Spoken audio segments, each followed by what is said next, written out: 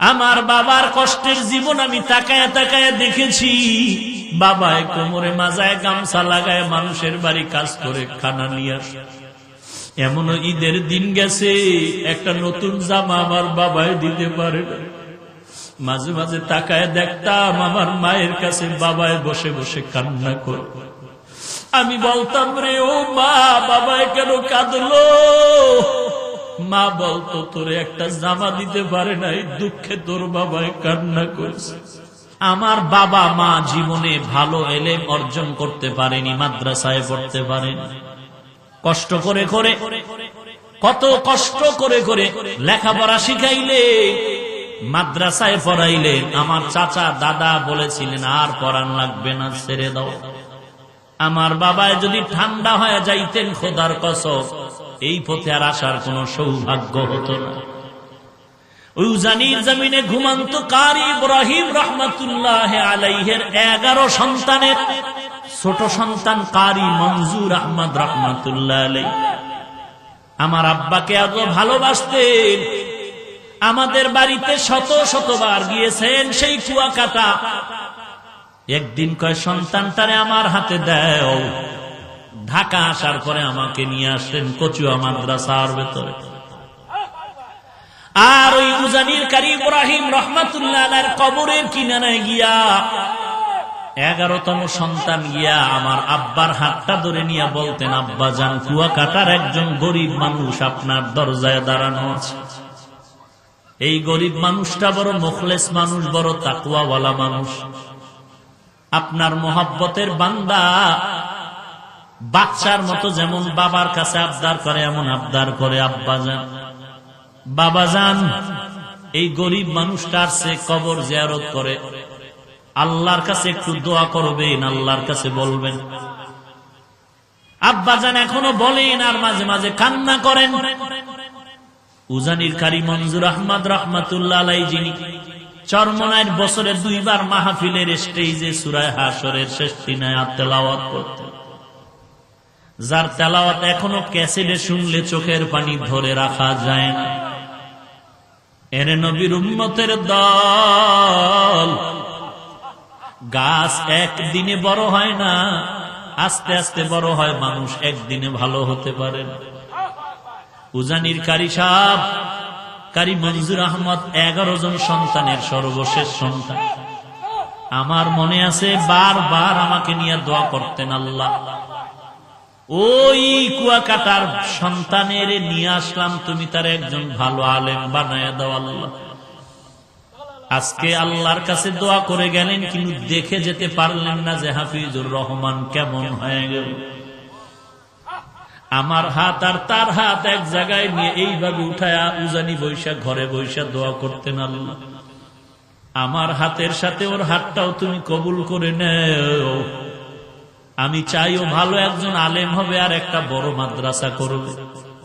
আজকে ঢাকার শহরে রমজানের শেষের দিকে মাদ্রাসা ঢালাই দিলাম 7,500 স্কয়ার ফিট ছাদ। মাদ্রাসা চলতেছে, কিন্তু কারি সাহেব দেখে যেতে পারলেন না সেই দোয়ার মাদ্রাসা। জায়গা নাই, 2-3 বছর ধরে বাইতুল্লাহর গিলাপ ধরে ধরে কানলাম, আল্লাহ একটা জায়গার ব্যবস্থা করে দাও। 3টা বিল্ডিং ভাড়া চলতেছে। অল্প অল্প টাকা দিয়া 11 কাঠা জায়গা বানা করলাম। 2-3 বছর লাগায় টাকা শেষ করতে পারি। যাদের থেকে বায়না করলাম, বললাম, ভাই যেই টাকা দেওয়া হয়েছে এই পরিমাণ জায়গা দিয়ে দেন, আমরা টিনের ঘর করে ওখানে যাই, ভাড়া টাকা দেওয়ার সুযোগ নেই। পরামর্শে যখন সিদ্ধান্ত হলো আমাদেরকে দলিল দিবে, আমরা বাউন্ডারি ওয়াল করতে শুরু করলাম। 6 কাঠা জায়গা পাইলাম আর 6.5-7 কাঠা জায়গা পাইলাম না একই প্লটে। যখন বাউন্ডারি করতেছি, জানি না আল্লাহর কুদরত, আল্লাহর কুদরত। একটা যুবক ছেলে আইসা আসরের নামাজের সময় নামাজ পড়ে, আমি মাদ্রাসার বাউন্ডারির পাশে বসে আছি। মোলাকাত করলো, আমার এক বন্ধু নিয়ে আসলো, বলে, হুজুর এই যুবক আপনার পাগল। বলে, হুজুর আমি 16টা বছর ঢাকার বারান্দায় বারান্দায় কাজ করছি আর ঘুমাইছি, কত কষ্ট করেছি। আল্লাহ তাআলা যে দিনের পথে আনছে, আমি আপনাকে দেখার বড় পাগল। 2000 সাল থেকে আল্লাহ আমাকে হেদায়েতের পথে আনছে বয়ানের মাধ্যমে। আমি 40 লাখ টাকা দিয়ে একটা মসজিদ বানাইছি, আপনি জুমা পড়া একটু আমার উদ্বোধন করে দিবেন। কথায় কথায় বলে হুজুর এই বাউন্ডারি কিসের? আমি বললাম এটা একটা মাদ্রাসা হচ্ছে, এত কম জায়গা কেন? আমি বললাম পুরাটাই ছিল, টাকা নাই। আল্লাহর বান্দা বলে হুজুর জায়গা লাগে 3 কাঠা নিয়ে নেন, আমি টাকার ব্যবস্থা করে দিচ্ছি। আল্লাহর কাছে তখন শুকর আদায় করলাম, রে মালিক, বাইতুল্লাহর দোয়া তুমি খালি ফিরাইয়া দাও নাই। না হয় এই যুবকের আমি জীবনে দেখি নাই, যুবক আমারে দেখে নাই, কোথা থেকে তুমি কুদরতি ভাবে নিয়ে আস। এই রমাজানে ছাদ ডালাই দিব, টাকা নাই, কত কিছু দরকার, 700-800 বস্তা সিমেন্ট লাগবে, রড লাগবে, ইট লাগবে, 42,000। কি করবো? আমি একটা ইফতারের অনুষ্ঠান করে সবাইকে বললাম মাদ্রাসার এই হালাত দোয়া করো। এক বন্ধু বলে হুজুর সিমেন্ট যা লাগবে আমি একা পাঠায় দিচ্ছি ট্রাকে, আগামীকালকের থেকে 750 বস্তা সিমেন্ট পাঠায় দিল। আর এক আল্লাহর বান্দা বলে হুজুর আমি ট্রাকে আপনার 42,000 ইট আমি পাঠায় দিচ্ছি।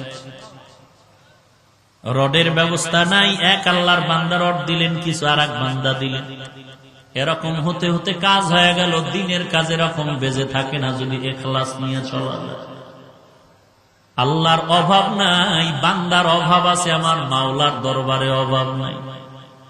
বান্দার কাছে যতবার বলো স্যার কিছু দেন, কিছু দেন, তুমি আমার আল্লাহর কাছে যদি একবার চাইতে এত চাওয়া লাগতো না, পেয়ে যাইতে। এর পর্দার আড়ালের মা, তুমিও মা, খাজা মঈনুদ্দিন চিশতি আজমিরির মাও মা,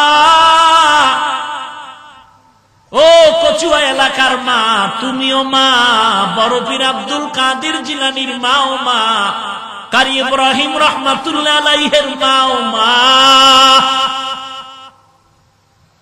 মনটা কি চায় না তুমি একজন কোরআনওয়ালার মা বাবা হয় কবরে যাও? দুনিয়াটা কিছুই না রে মা। আজকে তোমারে মার্কেটে না নিলে স্বামীর সাথে ঝগড়া করো, মন মতো চাহিদা পূরণ না করলে ঝগড়া করো। এক বক্তা সাহেব বয়ানে বলে মহিলারা এত বেপরদায় চলে কেন? মসজিদে ঢুকতে না দেওয়ার কারণে। এখন তো ইসলামের ব্যানারওয়ালা ধান্দাবাজের অভাব নাই তো। আহা, বলে মহিলাদেরকে মসজিদে ঢুকাও, পুরুষের পাশাপাশি মহিলাদের নামাজের ব্যবস্থা করে দাও। বক্তা সাহেব বলে মহিলাদেরকে মসজিদে ঢুকার সুযোগ না দেওয়ার কারণে মহিলারা বেপরদায় চলে। আমি জবাব দিয়া বললাম আমাদের গোষ্ঠী শুদ্ধ বহু হাজার লাখ ওলামায়ে কেরাম যারা হকের পথে আছে, এদের স্ত্রীরা তো কোনোদিন মসজিদে যায় না, বরং অনেক হাজী সাহেবদের স্ত্রীরা হজে গিয়া বেপরদায় বাইতুল্লাহে দৌড়ায়। অথচ আমাদের মা, আমাদের চাচিদের নিয়ে হজ করলাম, আলহামদুলিল্লাহ আমাদের মা চাচির চেহারাটা মক্কায় বসিয়াও কেউ দেখতে পারে না। আর ওই চাপাবাজের দলেরা মেয়ে নিয়ে, মহিলাদের নিয়ে হজে গিয়া কয় চেহারা খোলা রাখা যাবে, ফতুয়া একটু তিল পাইয়া তাল বানায়া পুরা বেপরদায় চলে, গুনাহ হয় খবর নাই, ফতুয়াবাজি করে। এরে নবীর উম্মতের দল, তুমিও মা, আজকে তোমার বেপরদায় না গেলে, মার্কেটে ঘুরতে না গেলে তোমার মন বেজার। ঈদের খুশি আনন্দ